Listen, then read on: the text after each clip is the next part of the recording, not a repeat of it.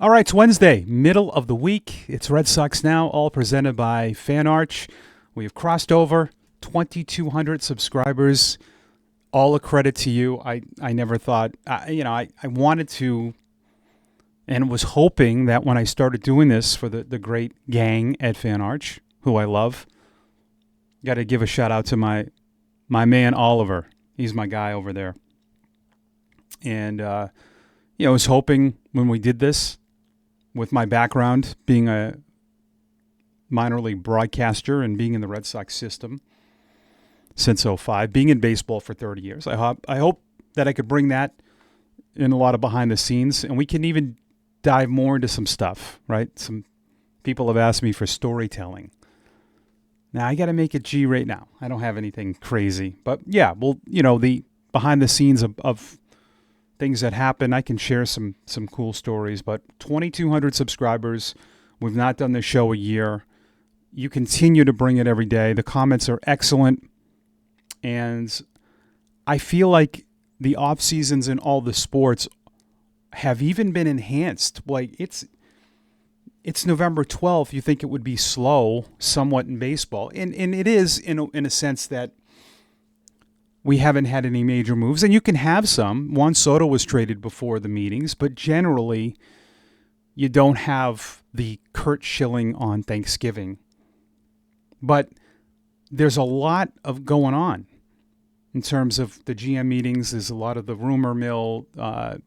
Teams will get ready for their 40-man, setting that up for the Rule 5. So, you think back in the day of the hot stove where you're looking outside at the snow, and I remember it kind of being where baseball was shut down, and it's not anymore. It's fantastic. Follow me, by the way, on socials at the Radio Mike, TikTok as well. I always forget my TikTok handle. Isn't that terrible?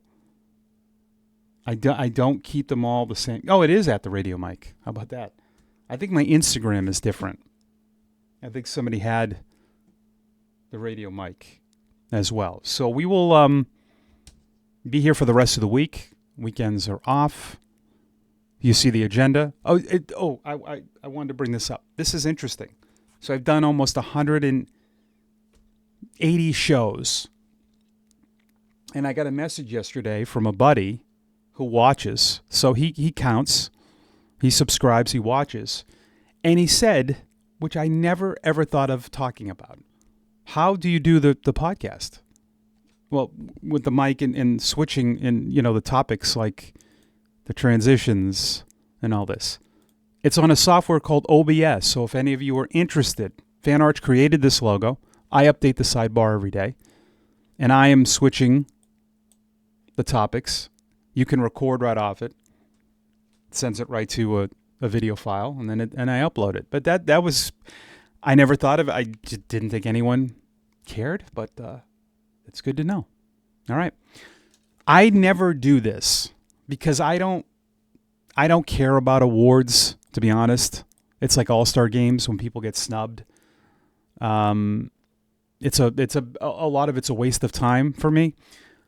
I don't know what John Schneider did to the writers. I'm not saying it's a conspiracy theory. I don't care what anybody tells me, and this is where I'm a little bit hard-headed, which is fine. There is no reality where the Cleveland manager, Stephen Vogt, should have gotten Manager of the Year again. All right? And I'll tell you this. Awards are about numbers. I remember Arnie Baylor telling me this when I was voting for All-Star, in Double-A, voting for All-Stars, and I was like, well, this guy does it. Stop with what they bring to the table. It's statistics. All right?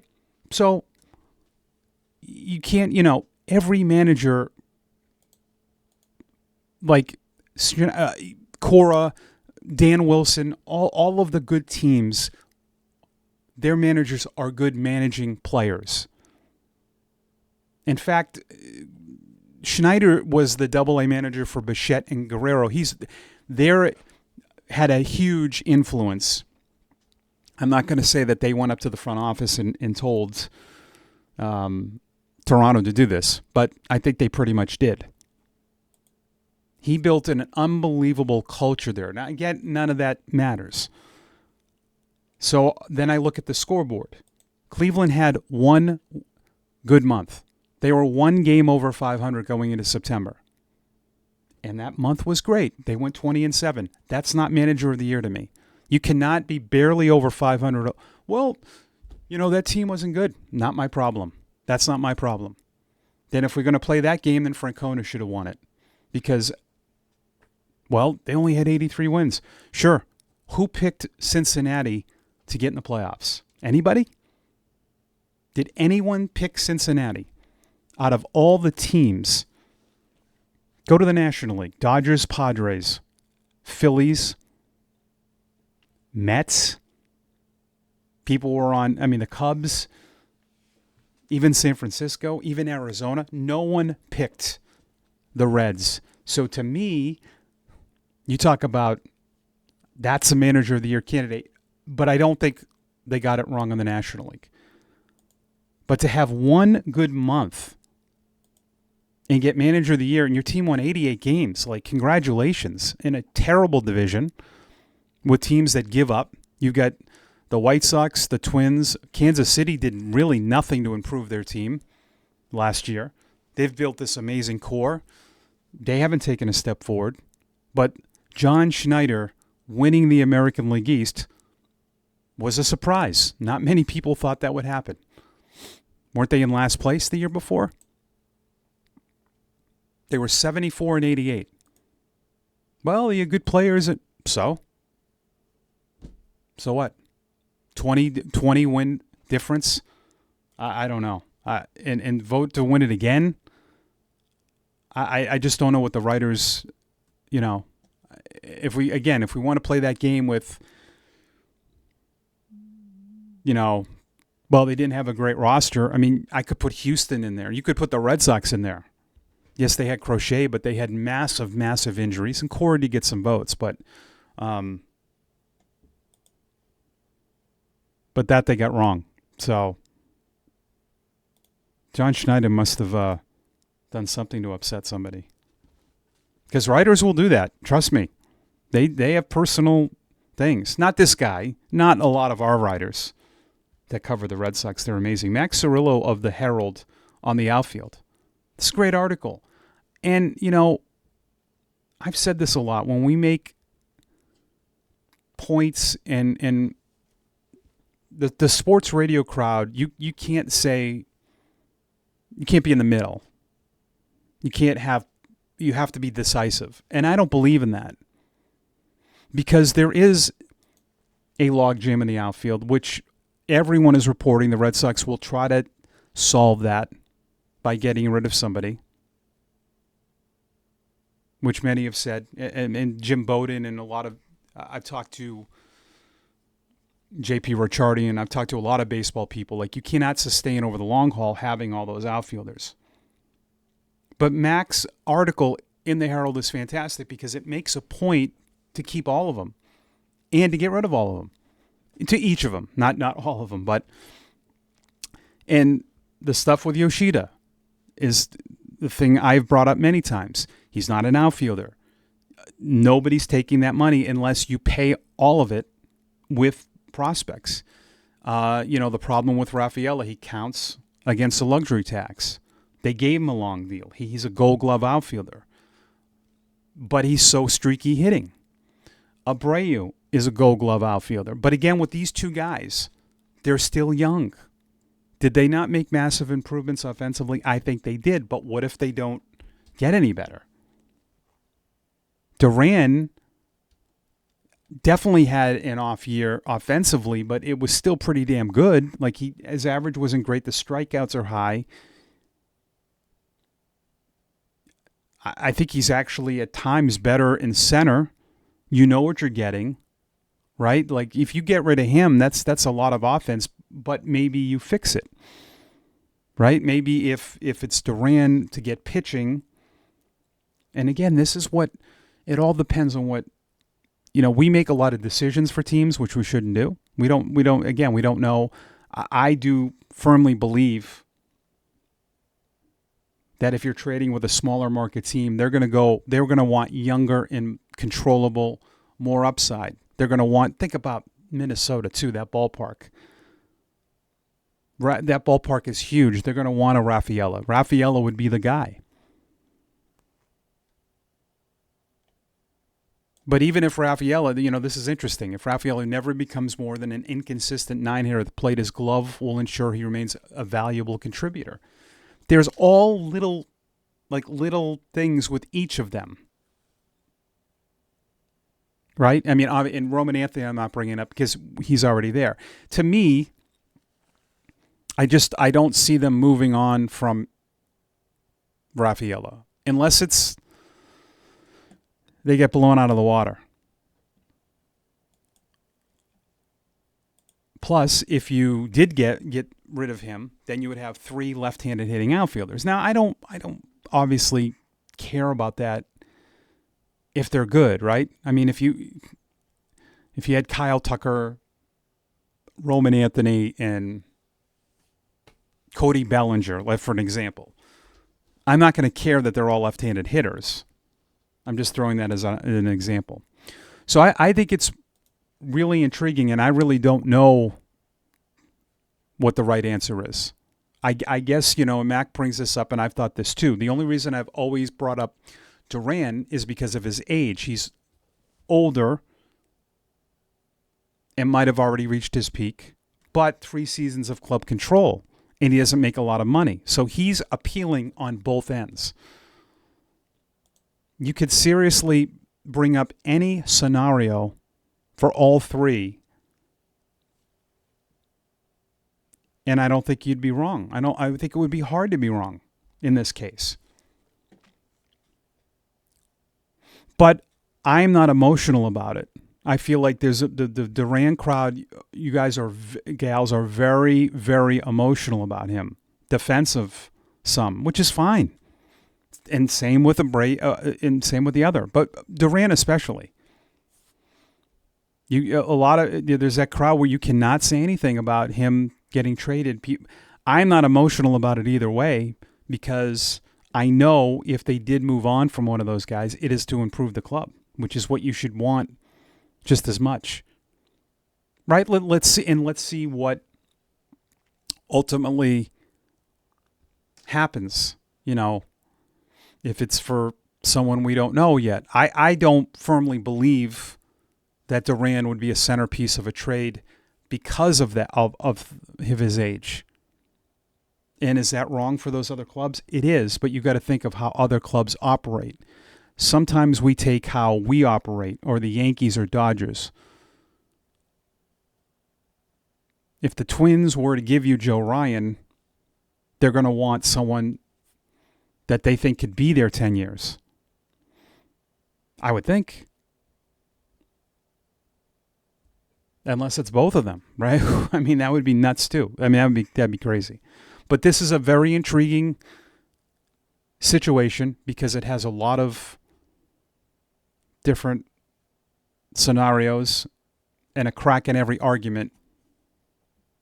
And I am to this stance of I'm okay with anybody of those 3 getting traded if it helps the club. I do have some reservations about Rafaela offensively. I thought he improved immensely, but if he doesn't change that approach more in this 3rd year, he's going to hit in the 230s or 240s. Just because he's an easy out a lot. But again, I'll contradict myself.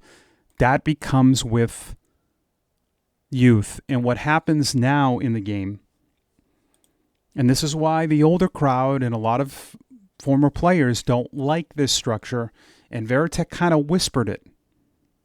We made a lot of mistakes because we're young. This is what you see, because some of these guys would not even be in the big leagues 10 years ago. Rafaela barely played AAA. Well, does that matter? Yes, it matters because you're seeing this more. AA, it's different. You're seeing great pitchers, but you see big league guys in AAA that know how to get you out. But this is a fantastic read.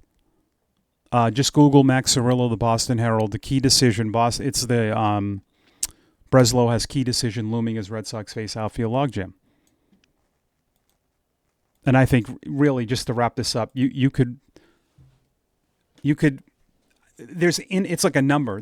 It doesn't end. You could make all these cases, and it's intriguing. I do think, and this is interesting because this happens a lot, that the Red Sox were close to a Joe Ryan deal at the All-Star break. They were really trying. And I will tell you this from my experience working in minor league baseball. I got some notes here that I've seen over the years. This does happen, by the way. Organizations do tell, and I know this because I've been doing this for almost 30 years, and I've asked, and I think it happened in 07 or 08 when I was in Portland. Probably happened before and I never knew and I didn't ask. But I remember asking our manager, why in the world is that guy playing here? And he goes, well, think about it. And I didn't have the answer. And then he's like, teams are interested in seeing how he looks somewhere else. So yesterday they talked about locking Christian Campbell into one spot, outfield. Christian Campbell is appealing to other organizations. I've checked in on this too. I've got some people who work for teams who have said that's a guy people like. So when he played first base last year, really we knew he wasn't going back up. We pretty much had that told to us. They played him at first, they played him at second, they played him randomly in center, they played him in the outfield. Was that other teams wanting to see? I would think so. Right? So the fact that he's going to be locked in now, I don't think Campbell was playing first base last year for the Red Sox because he was never an option. And it could be just to expose him at different positions, but I do think that he was definitely somebody the teams were looking at. And maybe the Twins. Again, you've got to think of how they operate. This is a young kid, amazing skills, right? The upside. He goes to Minnesota. They let him play every day. And I remember Josh Reddick telling me this, and Brandon Moss. I was really close with those guys when they were in Portland. And Moss came back, and we brought him back in Portland. And I just said, what was it about when you went to Oakland? And Reddick said the same thing. He goes, when you get there, they tell you you're playing every day. And this was when he was young. You know, when he was in Boston, those two guys they weren't getting a lot of opportunity. David Murphy too. And it's hard because you get just a little taste sometimes. You know, Campbell had a small window. He wins Rookie of the Month. He has a bad May and he's out. In Oakland and these other cities, the way that they operate, lower payroll, they're going to go with younger guys. They're going to let you be in the lineup longer. Those two would tell me, yeah, you're playing every day. So, and you can relax. So that is a guy, if you're a Twins perspective, that's a guy that could change their franchise, right? They're going to tell him, listen, you're going to play every day. He could be in the outfield. They got a lot of holes, as do the Tigers, believe it or not. But if it was Campbell, Duran, and other pitchers for that Joe Ryan, that might be something they're looking at. But I would not be shocked if he was a guy on the move. And I say that because of, you know, all those position moves last year. But that does happen. If you follow your favorite minor league team and you see like a top prospect playing 3 outfield positions in a row, sometimes that is, you know, it's near the deadline too. I've seen that a lot. See a guy randomly play in left field. We're like, why is he playing there today? So let's get to your comments. This is a good one. At Nunzioid period Parente, why not a package of Rule 5 players and trade for a reliever? In fact, teams at the deadline trade a lot of potential Rule 5 eligible players because you can't protect all of them. So sometimes they'll get rid of a player you don't like. So that's a great question. They have tried doing that, and teams have done that, and they did that, I think, last year. I am getting a lot of David Sandlin rotation stuff from people, too. I don't know. I think some, not from you, but I'm seeing it on social media as him being an option. And maybe people miss this, but he was taken out of a starter role to be a reliever. And I don't think that's a role. He's not going back to starting, from what I've heard. So when you're talking about depth positions, Sandlin is a guy they're hoping can be a reliever. And he was Rule 5 as well, so they have to protect him. And they could have tried. See, this is, again, what I've talked about many times. We can be very critical of moves that we think they should have made. We have no idea what was proposed. I still wish that all of you guys and gals and myself, we could see what if at the deadline the Red Sox did offer the Twins Connolly Early, Christian Campbell, Jarren Duran, and someone else, and they said no. See, we don't know, and they can't, and nobody can say anything. So we that's why I think it's a waste of energy to be mad at the deadline, because we don't know. Same with the NFL. The NFL deadline was, for Patriots fans, was absolutely ridiculous. You had one team that got rid of players. It was the Jets. You weren't getting any of those players. And the Colts were the only team in contention that made moves.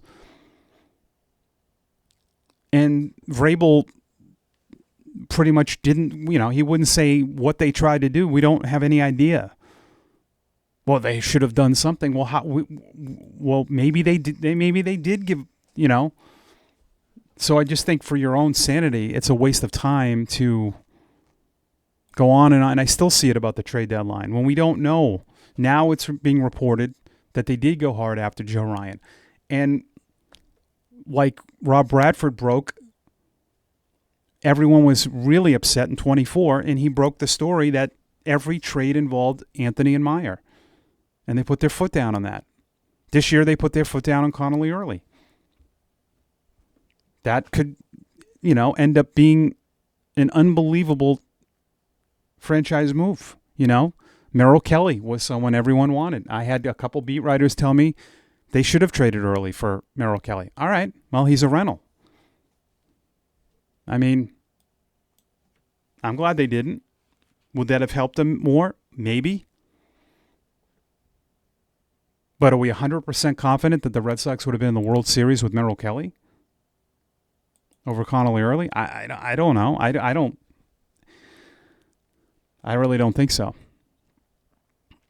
My man Chad Hamilton -T3M. Everyone always wants the new shiny toy. Yep, you're right. Alonzo Schwarber. By the way, people are saying that the Schwarber thing is like really linked. That they're close. I want them to continue to trust core and staff with we already have and add accordingly. Yep, Rome wasn't built in a day. Trust the process. Yeah. And I told Chad, people just kind of overlook last offseason. Like, they made some good moves. You made a franchise-altering move. The Crochet deal changed your whole franchise. Made you a playoff team instantly. Made you a potential World Series contender. Right? It wasn't crazy to think at one point during the year that the Red Sox had a chance to go deep in the playoffs. You could say I'm crazy, it's fine, but Crochet gives you a chance. And you had a Bregman and Chapman. You added, potentially 3 Hall of Famers.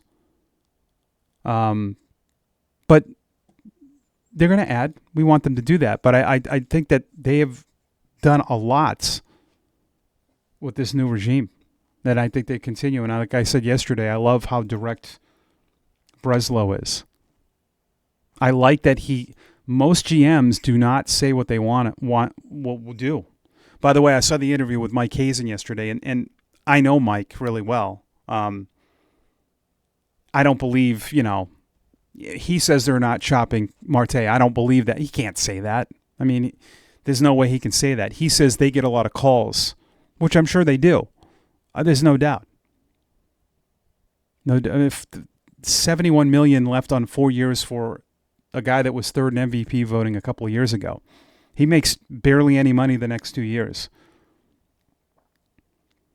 So I do think they get a lot of calls, but I don't believe him that he hasn't reciprocated as well and tried. Which, listen, I believe in being honest to a point. You know what I mean? Like, you can't. Breslow took some heat for the way he kind of ducked out of talking about some players' roles. He has to. It's not professional. You can't get up there and go, "Yeah, we're not sure about Casas next year." You can't say that. I mean, he did say, we're not going to commit on something yet, but you can't start talking about players in a way that, oh, we don't think so. You can't. It's not. It's being a professional. So, but I don't believe Hazen. But I watched a lot of the GM interviews. Marte would be competition for every big market team.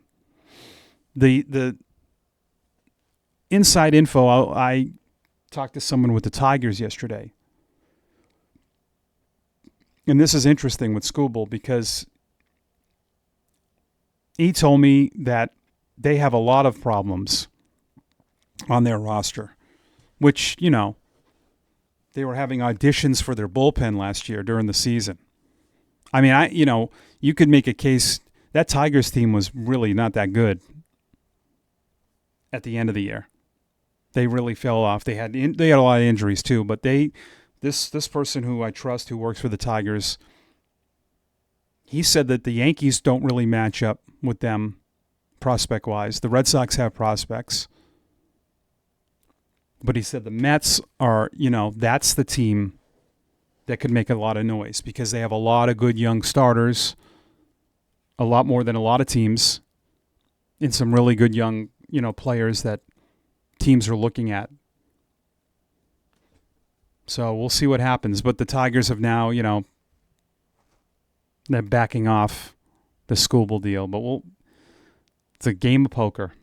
At Remdog 3037, as far as the number 2 starter goes, I'd rather sign a free agent and save our capital for a trade for defense and right-handed bat. I don't think that's wrong. I said that yesterday. I don't think that's a bad thinking because, and like as we wrap up the show, all those free agents that we talked about did get qualifying offers, so you'll lose draft compensation, but it's what you'd have to give up to get someone that's currently on a roster. You balance that.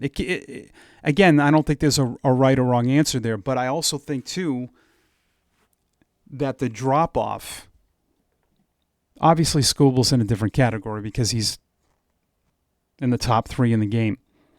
But say if Ryan didn't work out and Cease or Framber Valdez or someone else, I don't think that's a considerable drop-off. Those are top of the rotation pitchers. And if you use that capital for bats. Now, again, I'm not playing devil's advocate. They could be trying to do that, and they can't make that work, right? If there's say, I don't see Fernando Tatis getting traded, and I brought that up yesterday. And Preller's crazy. He shows his hand. But they're inquiring about all these guys, and sometimes the return is, oh, well, that we'd do. We didn't know that that's what they wanted. And then the return is, come on. Rafaela, Tolle, Early, Roman Anthony, we're not doing that.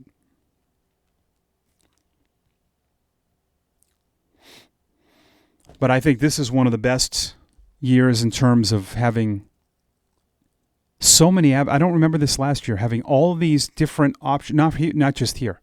All the contending teams, even teams that are on the outside looking in, that's a pretty good class of free agent pitchers, right? Like there's a lot of good arms out there. There's a lot of good bats. and we'll see how all this works as we get closer. That will do it for Wednesday. It's all presented by FanArch, the great gang at FanArch. Red Sox Now. With me, Mike Antonellis, at the Radio Mike. Leave your comments. We'll get to them during the day. And we'll see you on Thursday. And as always, go Sox.